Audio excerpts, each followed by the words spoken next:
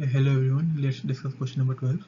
The question states a visible light of wavelength 6000 into 10 to the minus 8 centimeter falls normally on a single slit and produces a diffraction pattern.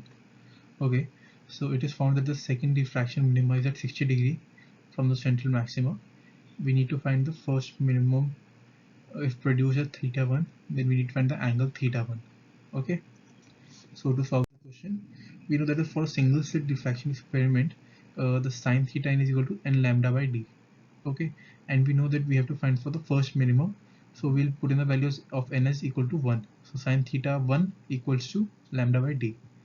Right here we know the value of lambda 6000 to 10 to the power minus 10 meter. Here this is in meter upon small d.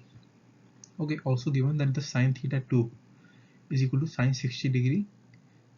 We know value of both, that is 2 lambda by d is equal to root 3 by 2. Okay, so if we divide these two equations, we get the following relation, that is sine 3 root 3 by 2 sine theta 1 upon 2 is equal to 2. Okay, so taking sine theta 1 on the right hand side and 2 on the left hand side in denominator, we get the value of sine theta 1 as 0.43. We know that the value of sine 30 degrees is 1 by 2. Hence we can say that 0.443 sine theta 1.4 equal to 0.43. We can say theta 1 is less than 30 degree. So the only available options for those would be 20 degree and 25 degree.